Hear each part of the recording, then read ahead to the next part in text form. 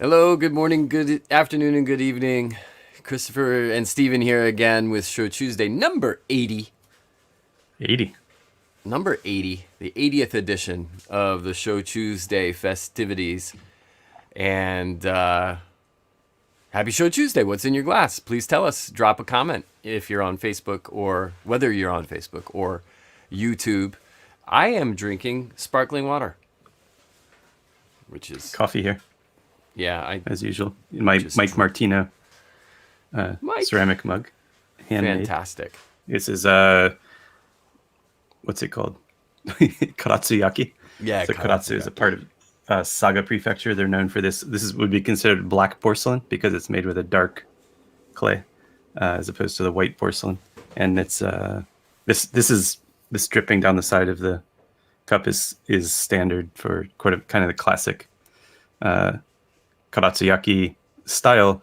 What makes this different from classic is it's a coffee mug instead of a shochu cup or tea mug or tea bowl, that sort of thing. So And anyway, I see you've jumped face first into the topic of today's Shochu'sday.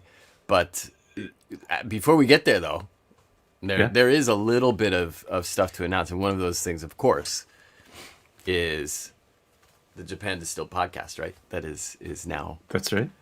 It's live. it was a fun episode. What for did those you of you that title it? haven't- What was it called? Parent teacher conference. Parent teacher conference. Right. Okay. So it's definitely a little bit inside baseball. It's a little bit for the fans of the show, as opposed to trying to educate people on these spirits, as we often do. We try to educate and entertain, right?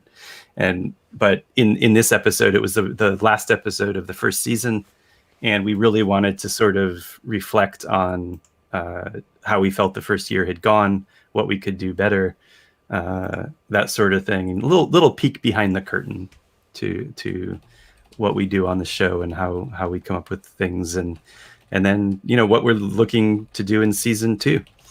And just so people are aware, our goal is 26 episodes a year, so one every 2 weeks. We actually finished up this year early due to a variety of circumstances, and so we are taking the rest of December off to record some new episodes, and we will be back with new episodes starting in January.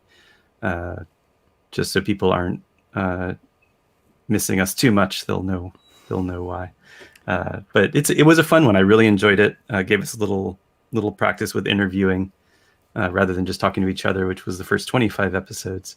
And there will definitely be many, many more interviews going forward. We were actually just interviewed for a podcast before recording this, the Whiskey Ring podcast, which I've actually never listened to, but I will definitely be checking out now because it sounds like they've had some high quality guests on even before us to talk about all things whiskey.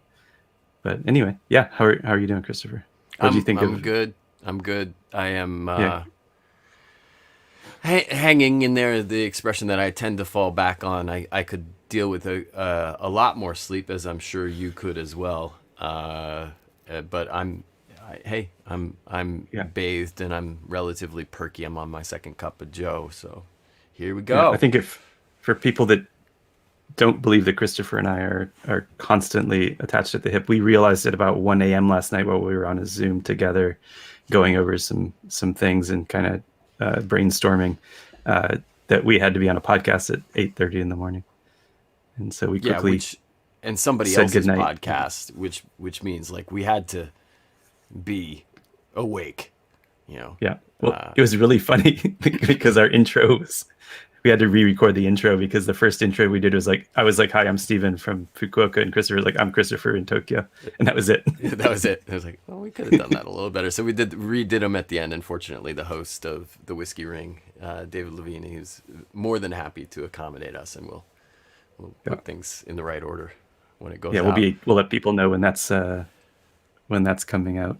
Yeah, definitely go listen to it though. If you're into drinks podcasts, the Whiskey Ring, we know that Stefan Van Eycken was on that recently. So definitely worth a listen. Sure. So it sounds, and we always ask, and this is great. We've got Yukari Kawauchi on Facebook is saying she's listening to the she's sipping the Sengetsu Shochu that is aged in oak, which I think I have a bottle or half a That would bottle be of that. Mugon, is that right? It might. Or is there a low? There's There's another also a one lower too. proof. Yeah. Yeah, you're right. Yep. Yep. They Yep. have a couple of barrel aged expressions. So True. that Yes, sounds quite good. Sengetsu's Kumamoto Shochu maker makes Sengetsu. Obviously, they make Kawabe, which is quite popular. And Mugon is the barrel aged expression that's available overseas. Good distillery, nice people. Oh yeah, lovely people, and everything they make is definitely worth your time. In fact, we just used we used my Sengetsu, MAI, although it sounds like MY, my Sengetsu on a recent live tasting and food pairing that Stephen and I did, sponsored by the JSS, and incorporating the skills of Mark Matsumoto, who is the chef and talent behind NoRecipes.com. Yeah, there you go. You can. My Yeah, Sengetsu. Yep. yeah, I have it right here. So that's actually the little crescent moon logo right up there on the top. Yeah, really light, bright expression. This one. I somehow I end up with two bottle sets, and I finished the first one. These are small; they don't take a lot of time to get rid of. But I hadn't actually unpacked that one yet. But yeah, no, good stuff from that distillery. Really, if you're ever in Hitoyoshi, in Kumamoto, which is where virtually it's all Kuma Shochu is made in that region. The Kumamoto rice shochu that has the WTO designation. Sengetsu is one of the easiest distilleries to get to because they're right downtown, just across the river. Probably a 15-20 minute walk from the train station to the distillery. Yeah, it might even be less than that. It's really, really central. I'm accounting for people getting lost a couple times. Yeah, sure. Way. Fair enough. But and they have a tasting room. They have a tour. Interesting place. I've been there many times actually. Basically every time I'm in Hitoyoshi, I end up at that distillery. You drop by. Yeah. Feels like. Yeah. So cool. Good stuff. Okay, so we just got another one on Facebook. Chris he's killing his and a new piece of Satsumayaki. Great. That's on nice. topic. Thank you, Chris. That's a great transition. Yeah. We are talking about vessels today. How we enjoy our drinks, and I'm sure, you talk to anybody who appreciates good alcohol, and they're going to tell you that what you drink it from is also very important, and everything from the shape of the lip to how enclosed the vessel is, how much it kind of locks off some of the aromas, and to the thickness of the material, how thick the cup or glass is. All of these things can really impact the order in which aromas and flavors touch your senses, and then also how much of the drink enters your mouth at any given moment, right? Champagne flutes have a tendency to throw a whole bunch of the juice into your mouth at once. You have to really tip that back, and it just goes straight down the hatch. That's by design. And so we're gonna talk about some of the Japanese vessel cups, glasses, traditions that Stephen and I love, that we use at home, that we think are worth checking out if and when you're able to make it to Japan. And so Stephen already introduced Mike Martino, who made that beautiful coffee cup that he was using before, but there's a lot of other things that we have at our disposal. Stephen, you want to kick it off? Yeah, well, I'll stay with Karatsuyaki to give you a classic example of a shochu or teacup. You can see that the glazing where the white glaze drips down the side, and you've got the brown glaze on the side. And again, this is considered black pottery because it's not white in the unglazed portion. And Mike actually does a fun thing. So the word maru means circle, and the pronunciation of his Martino in Japan becomes Marutino. So he has his symbol on all of his pottery is a maru, is a circle with a T inside. You see that? And so he's a gentleman from Texas who relocated to Japan in the in the aughts, and or a little before that. I guess is that the .com crash. He was an IT guy. The .com crash sent him to Japan, and he ended up helping out a buddy who's like a neighbor who was a potter, and then he ended up getting so into it he made his own potter's studio. He's got a wood-fired kiln in his front yard. Christopher and I visited him. Really, really nice guy. He's been embraced by the Karatsuyaki community, and he when you go to the Karatsuyaki festival, which is every year in Golden Week, he's there with all the other potters and selling his wares. And a lot of my pottery that I have at home is from him, just I guess through the friendship that we've made. And he actually does shitsugi as well, not shitsugi, kintsugi. There you go. Kintsugi, sorry. Shitsugi is the fractional aging method for awamori. Kintsugi is the gold when you fill in defects or cracks in pottery with gold filling. This is actually kintsugi'd on the edge here. You can see it comes out looking almost copper. But he's done that for a number of my pieces that I've chipped and cracked over the years. So every so often I send him a load of pottery to repair for me. And nice guy. Anyway, so the Koratsuyaki is one of several different styles of pottery made here in Japan. And there's a bunch of different potter regions, and it often has to do with, just I guess briefly, where there's good clay that can be used to make pottery. And also, and this is sort of the darker side of the story, is a lot of the potters, especially down here in Kyushu, were kidnapped or brought back as spoils of war when the Japanese invaded Korea. And so the Korean potter villages actually dot Kyushu. And in a lot of these villages, these potters were essentially held captive, were put into these villages that were supervised by the local lord and his samurai. And they basically were required to make pottery, and they couldn't intermarry with local Japanese without permission. It was a really, really tightly regulated, almost ceramics plantation in a way. It was, they survived. They had a task or craft that they did, but it was definitely not anything resembling commercial enterprise or freedom for these potters. Fortunately, all of that changed over the intervening years, and now these potters communities are highly respected and make really, really beautiful porcelain, that sort of thing. And the probably the most famous in my mind is actually Aritayaki, at least here in Kyushu, from Arita, which is actually not far from Karatsu. It's probably I think in bicycle terms, it's a couple hours by bicycle. Between the two towns, but it's in central Saga Prefecture. I feel like there's not much in Saga other than porcelain, and it is kind of Kyushu's relatively rural. We're pretty far from a lot of the population centers in Japan, other than Fukuoka, which is a pretty big city. Got a few decent sized cities in Kyushu, but a lot of rural area, a lot of agriculture, a lot of mountains and that sort of thing. And yet Karatsu feels like the countryside there. It's really, really rural, remote. But then you've got these amazing potters villages. And the Arita, I guess you probably have several pieces. I do as well. From Arita, really, and they actually specialized in the white porcelain. And so you can see the inside of this cup is white. Yeah.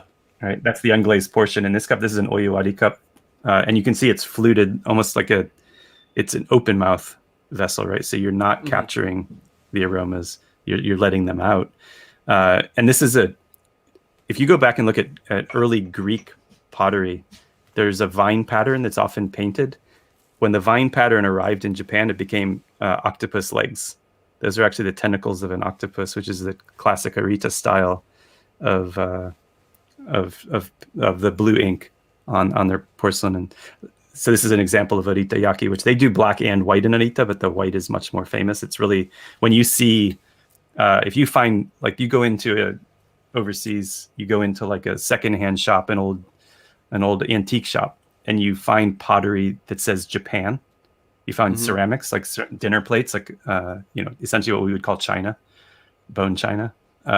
If it says Japan on the bottom, it was probably made in Narita. It was the center of Japanese porcelain production for a large part of its history. And they really developed the white pottery technique in Japan. It's a higher kiln temperature, much higher than the rough hewn stuff.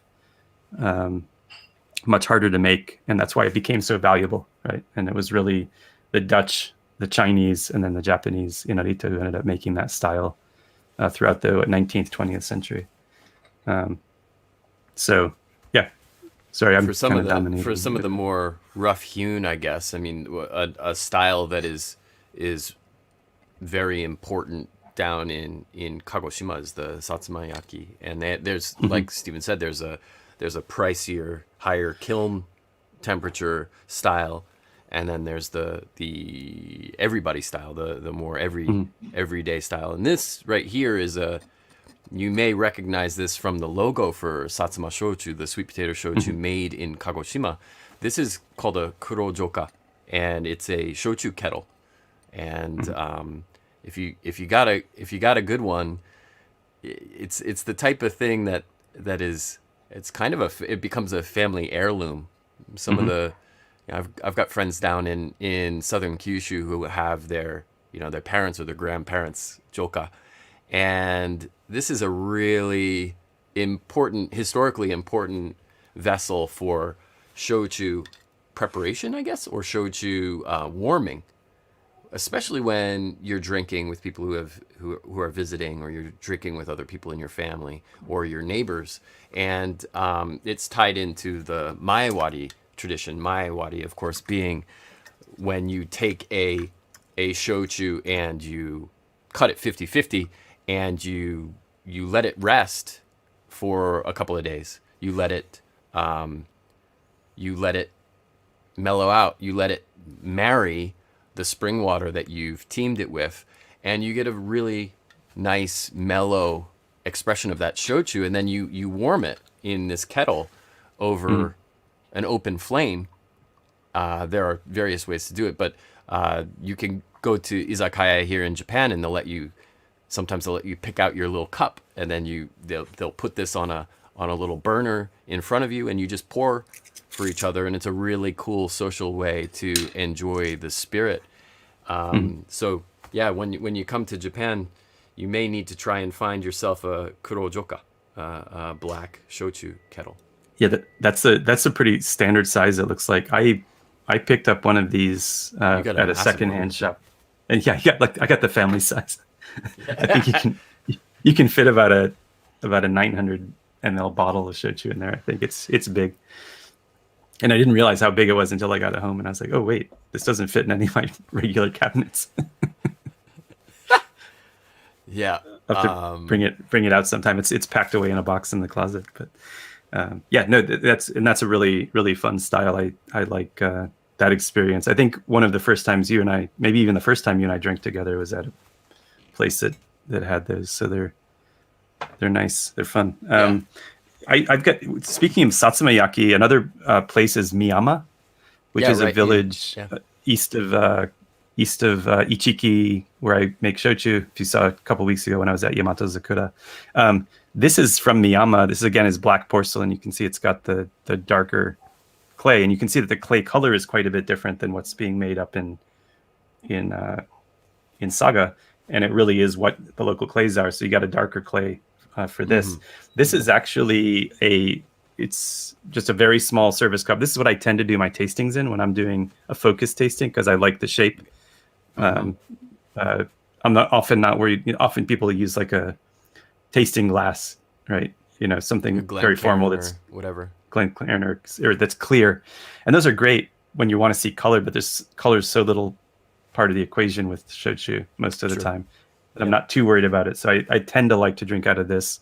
I like the thickness of the rim, gives a nice mouthfeel as I'm sipping on the spirit. But this is actually made by a living cultural legend, or what are they called? There's a designation by the Japanese government for people who Damn it. I don't remember what it's living called. national Living. treasure or something. Yeah, I think Right. along those lines. Yep. And basically this guy, his ceramic, he actually has a piece that's a part of the permanent collection of the Smithsonian in Washington D.C. So really, really culturally significant. He's in his 90s now. I'm actually not sure if he's still alive. It's been a couple of years since I've communicated with him or his family. But there was a book called what was it called? I'll have to look it up while we're chatting. I'll look it up in a minute. It's basically has Miyama, and the title was written by an American potter who went and worked with him Yeah. back in the 80s. I want to say The Roads to Sata, but that's a different book. It's like The Road Through Miyama or something like that. Anyway, I'll figure it out. Really excellent book about life in one of these potters' villages, and this was one of these Korean villages back in the day. And the daimyo back in the Edo period, actually, all the daimyo were required to go live in Tokyo for part of the year. Or every couple of years they'd have to go, and they had to have a house in Tokyo. And it's a way that the shogun kept his enemies close, right? Because they all had to go there, and basically they had to spend money in Edo. They had to have a house set up in Edo. They had to employ people in Edo. So it was really a way of consolidating power for the shogun. The road that went from the daimyo's residence in Satsuma all the way to Edo passed through this village.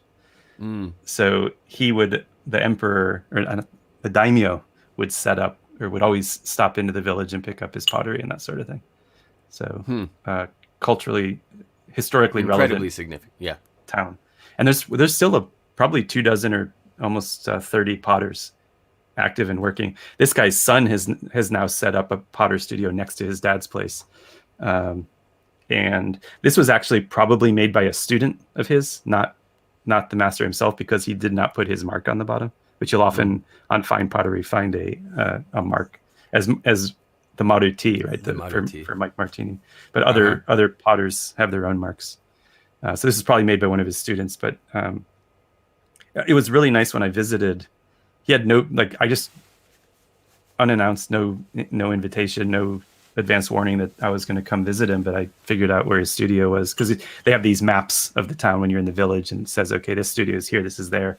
And I just walked up, and he's got the entryway to his house basically is a little shop where you can buy his wares. Right. But then he and his wife basically sat us down and poured tea for us and talked to us for like 2 hours.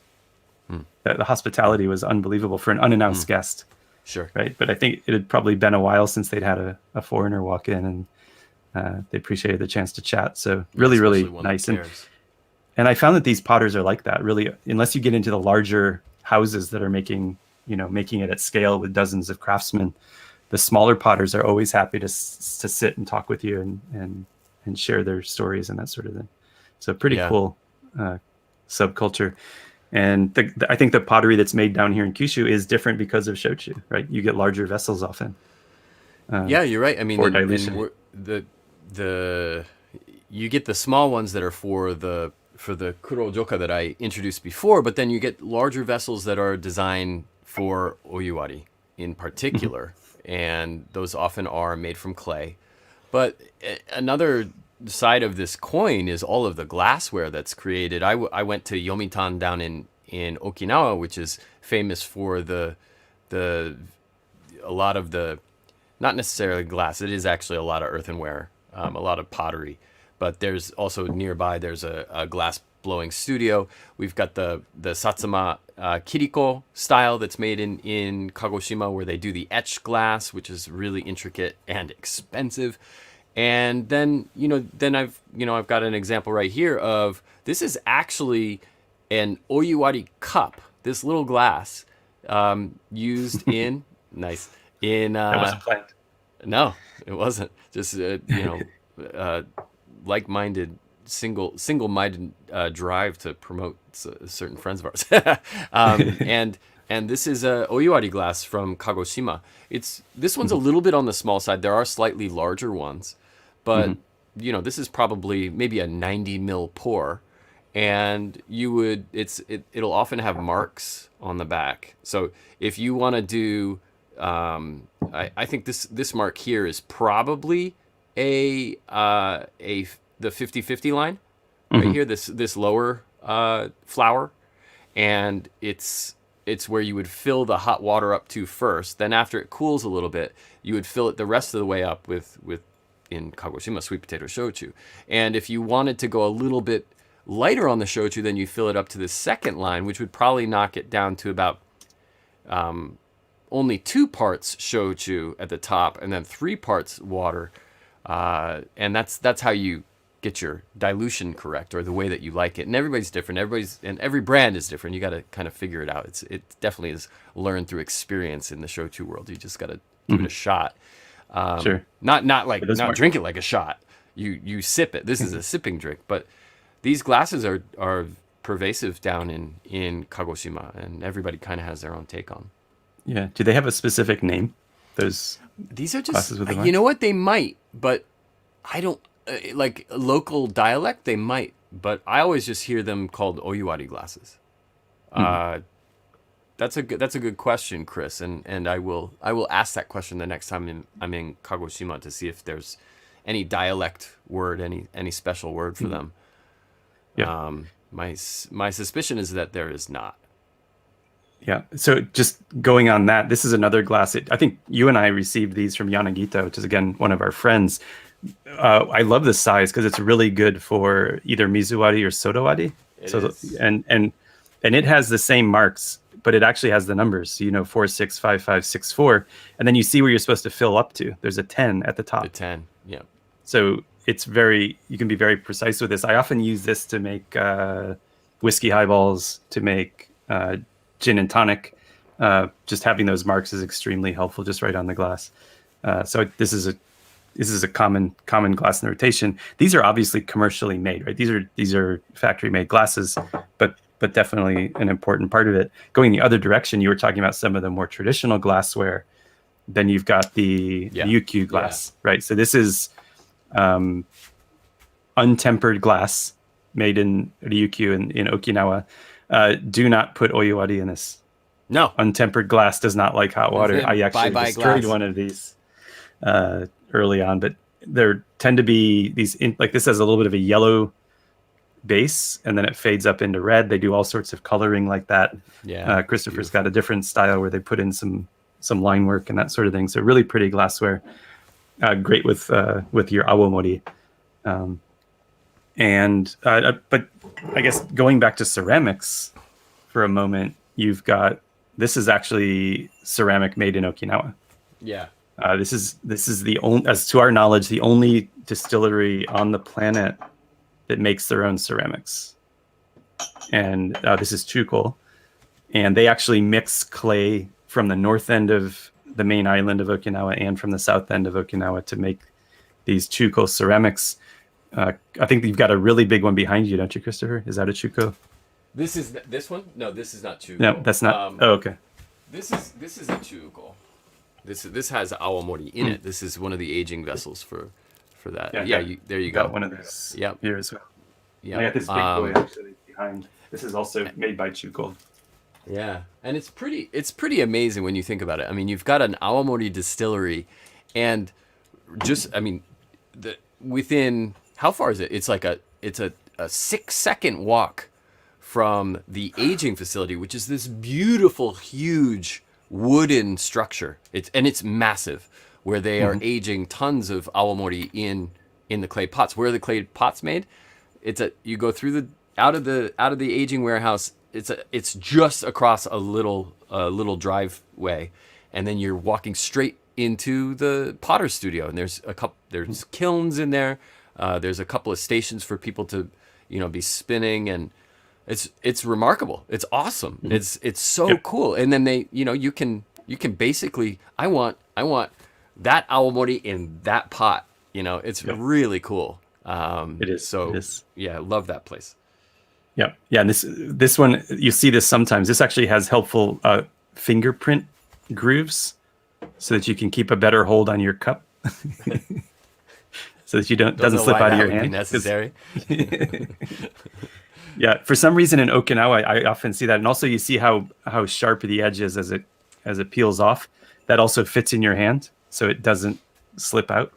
I have a Ryukyu glass like that. Let me see if I can find it.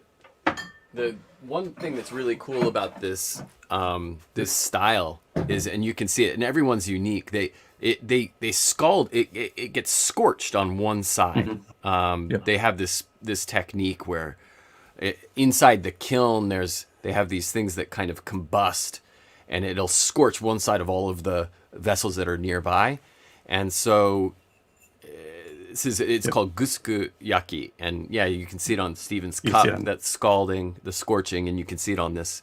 This is the unscorched side. Container. This is the scorched side. Yeah, it's pretty cool. Yep. That lip I was talking about. This is a Ryukyu glass, and lots of handholds because people in Okinawa drink at pace. So, and speaking of Okinawa, this is a Karakala, and you can see the scorching. I picked this up at Chuko, and some of these things will have they have a ball inside them. It's a little clay ball, and when there's awamori in here, it doesn't really make any noise. But once you've drained it and you need a refill, you can politely ask, or you could just hold this up and go, and then the server will know what you mean. and this is what you're drinking out of. Yeah, right? Those little guys. Yeah, these little guys. That's the Karakala, and this is the Chibugwa. Also made a Chuko. I think these are too small. I'm going to pour into your Chibugwa. There we go. Yeah, there you go. Hey, enjoy this. This is delicious. Great, thank you. Wait, I hear the bell ringing. You cheated me. Yeah, another sort of fun vessel is this guy. So this is a sorakyu. Sorakyu, yeah. Right. So this is a sobriety test. First of all, there's no base, right? You cannot put this down until you've emptied your glass. On the other hand, it has a hole in it. So if you're not paying attention, you're just going to wear it down the front of your shirt. So you need to put your finger in the hole. You plug up the hole with your finger. Somebody pours for you, and then that's what you're drinking from. And these are just sort of a fun little style.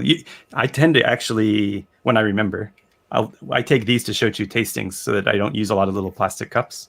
Like if you got 80 shochu makers in a room, there's a lot of things to try. Yeah. And so this actually came in a little leather holster. Lanyard. That's awesome. Right. It's got a snap on it, and then it's got a helpful clip. So you just clip it to your waist or whatever, your belt, whatever, and you got your traveling shochu cup. So I like that.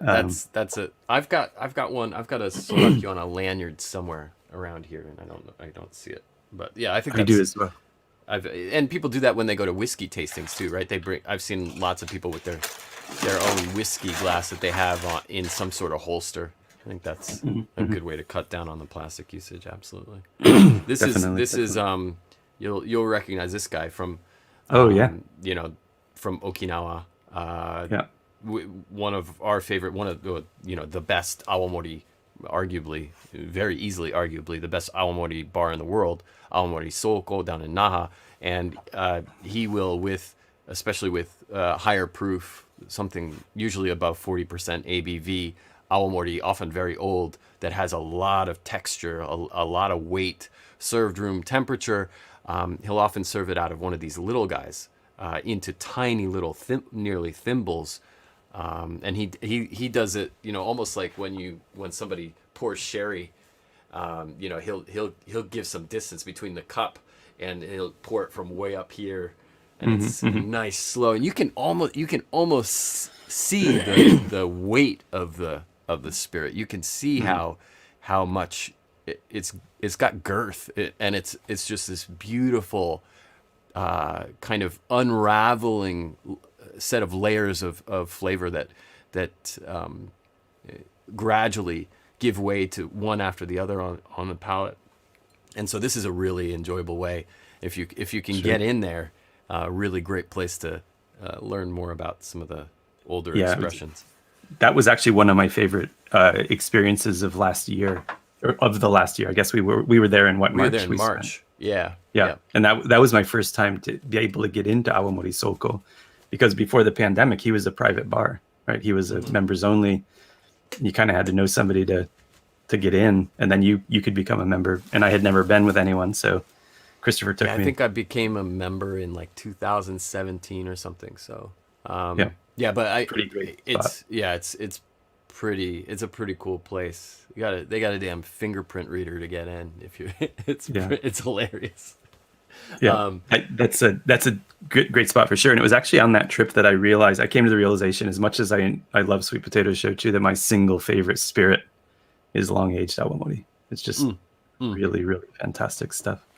Yeah, Yeah. right. Any other glassware you're Well, keen to I'm show actually off, I'm or? worried about the time because we still have a shochu rakuen tasting to do, but maybe Oh, you're we right. can Yeah. do one more. Um, I don't know what else do I have Yeah. here. I've got this fun one while you're looking. This is probably the largest vessel that I use. I basically use it for mizuwari or sodawari often. It actually has the Japanese maple leaf emblazoned on the cup. They actually put a leaf on it in the kiln, and it leaves the mark. Wow. I think. No, that's not how they do it. I don't know. Never mind. I have no idea how they make this.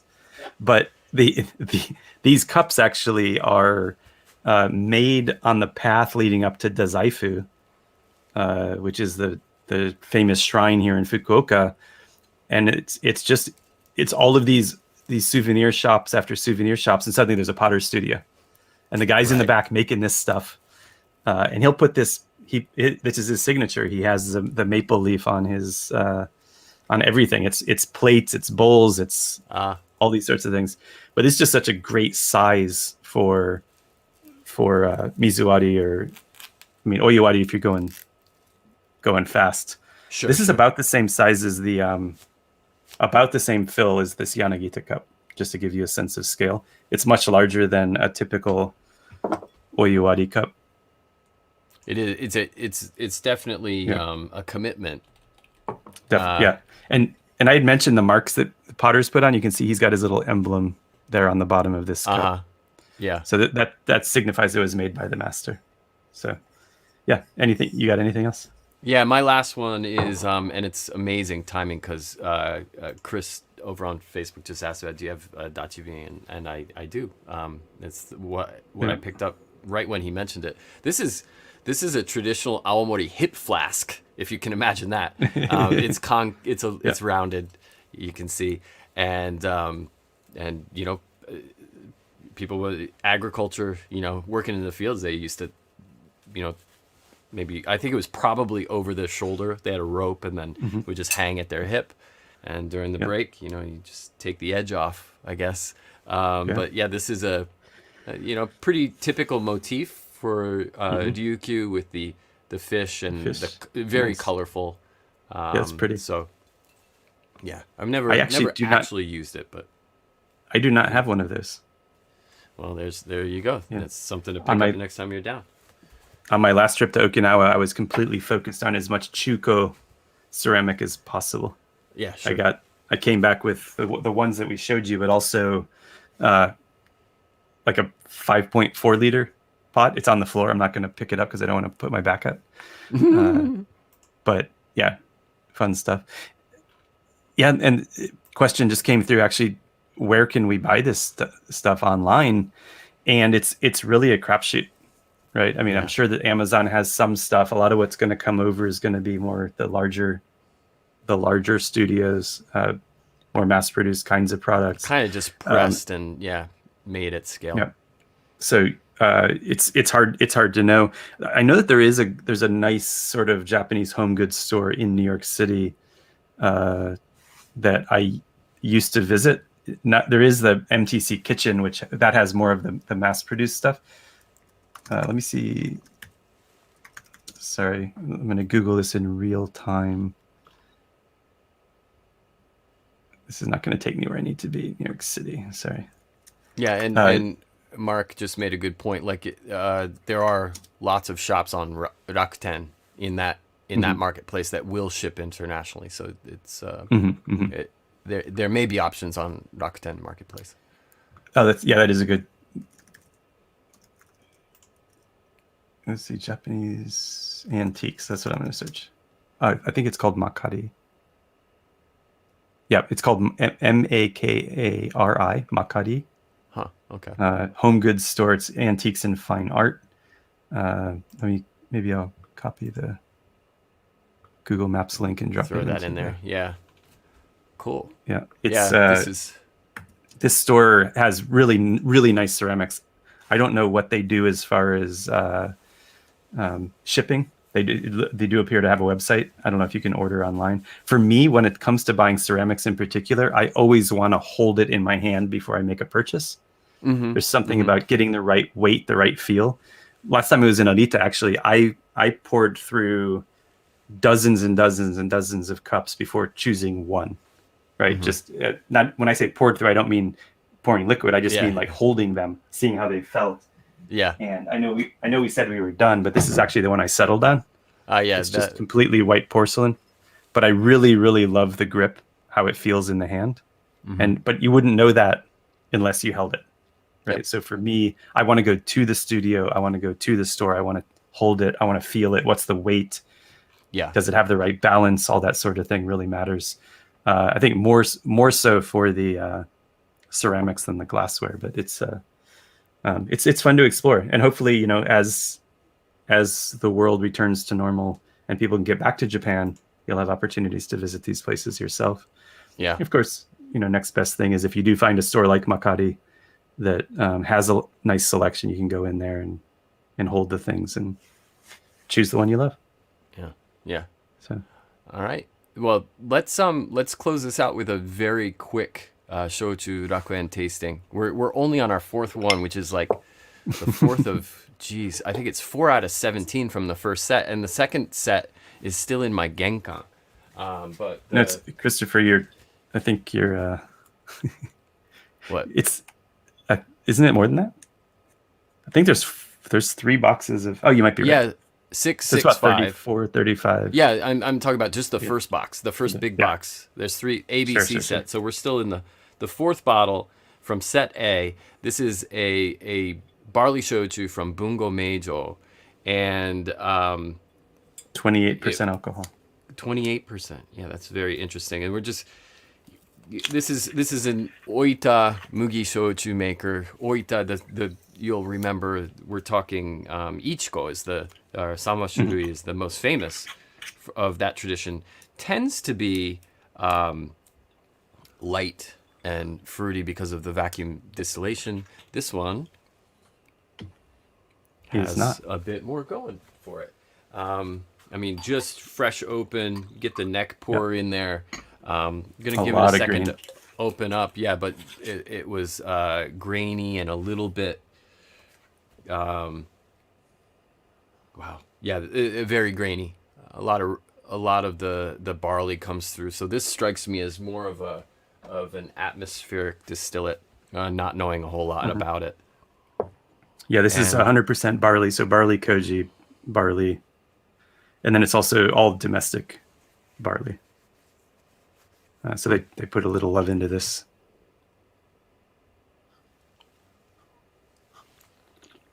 Yeah, still get some almost banana.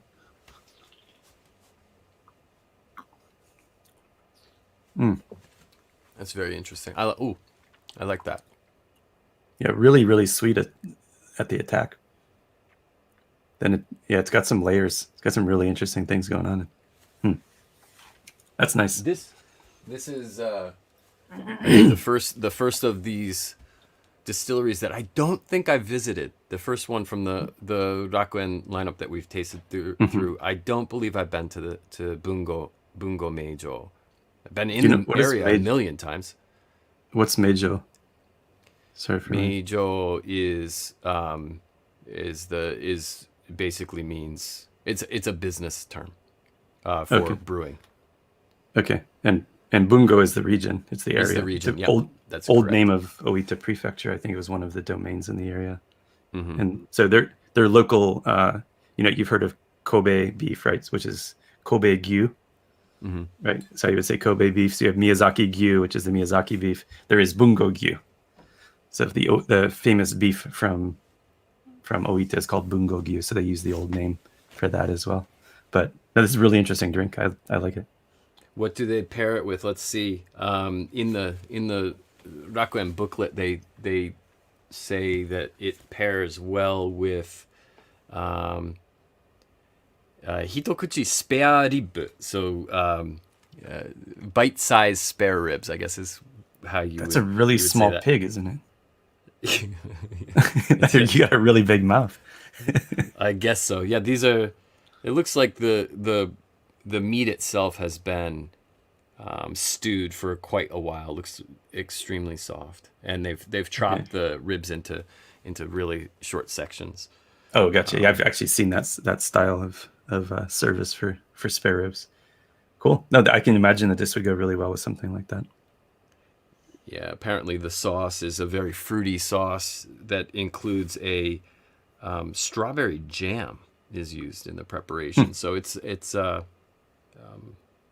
looks like it would be a great pairing, and I can kind of imagine that an atmospheric distilled barley shochu that does have a lot of that graininess and a lot more of what we would consider the effect of the koji shining through is going to be able to stand up to a pretty heavy meat preparation like spare ribs with that type of sweet sauce, savory sauce to it. Yeah, nice. Yeah, have to try that. Coming back to the conversation earlier. I couldn't remember the name of the book. It's called The Road Through Miyama. The Road Through Miyama. Okay. Yeah, by Leela Phillip. And again, I said the path led, all the way to Tokyo, basically from Kagoshima. And that the reason I was confused with the other book. The other one is called The Roads to Sata, which was actually a walk from the northern tip of Hokkaido to the southern tip of Kyushu, by Alan Booth, which is a fascinating book to read. Yeah, really a time capsule of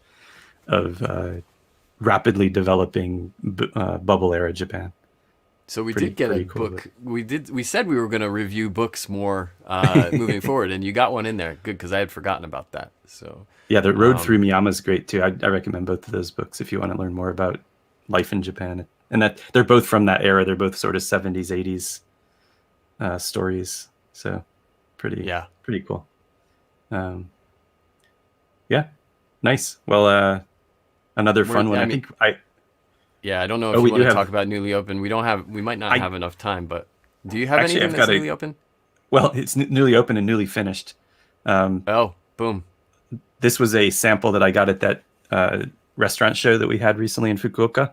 Okay. And I thought it was, and I'd forgotten that we were going to do the Bungo Meijo, but this is also an Oita barley shochu.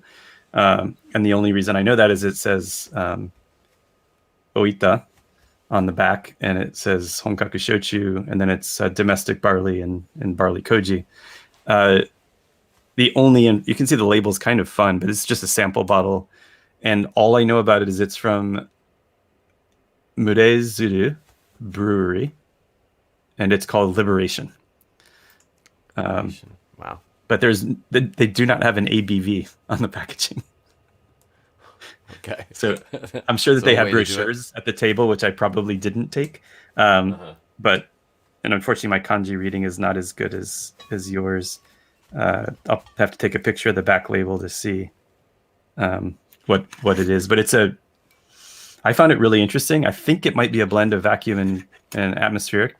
Really, really balanced, nice sweetness, some of the nice fruit aromas, but with some body to it. So I thought they did a really nice job with it. I'll have to try to figure out more about it. And I do like how the labels, even for this little sample bottle, you can't see it because the camera's blowing out. There's a very lightly shaded circle on this side. So it's almost too light in the printing. But they're going almost toward a lot of sake sort of packages and things like this these days, modern sake. And then it's also verging into sort of the natural wine world in some ways with really creative labels. So, and something I realized that I just wanted to mention, the reason I decided this was my newly opened was there were a lot of products that were basically ready packaged for export. I think there's the realization Sure. in the industry now that they need to export. And so at that show, even though foreigners couldn't come in, like foreign buyers couldn't come in for the show, there was a lot of things that were set up with, this is what our export pricing is, this is the packaging, we're putting it in the 750 bottle or the 700 bottle for Europe or the US. So, and this packaging just is sort of emblematic of that as well. Sorry, go ahead. My recently opened is Isami. Nice. Yeah. Sweet potato shochu from Kagoshima Prefecture tends to be hard to find, I think is a good way to put it. And if you see it on a menu in an izakaya, it means that somebody making the decisions cares about shochu because they went to the trouble to source this. So Yep. Yeah, that's a good one. I like that. Yep. And I tried to visit them unannounced, and that did not go well. Yeah, they have a little shop right in the center of town, and then they will not tell you where their distillery is. No, they don't really. It's not behind the shop. They don't care to share that information generally. Yep. So, anyway, cool. Yeah, good stuff. I think I realized we need to do a podcast episode on serviceware. We've done service styles, but I think now maybe we start to dive in a little bit on some of these ceramics. Yeah, absolutely. I mean, if we're talking all the time about stuff you can taste, then it makes sense that we would talk about something that you taste from. So, yep, sure. Cool. Yeah. Great. All right. Well, good. Thank you everybody for sticking with us for a full, how long is it? 51 minutes and 50 seconds. And we'll be back again next week with the 81st edition of Shochu'sday. So stay happy and stay healthy, everybody. Anything else? Did we covered everything, right? I think we did. Yeah. Okay. All right. So just, I guess we'll, from both of us, from Stephen and I here in Japan, to everybody out there around the world, a very hearty and heartfelt kanpai. Kanpai.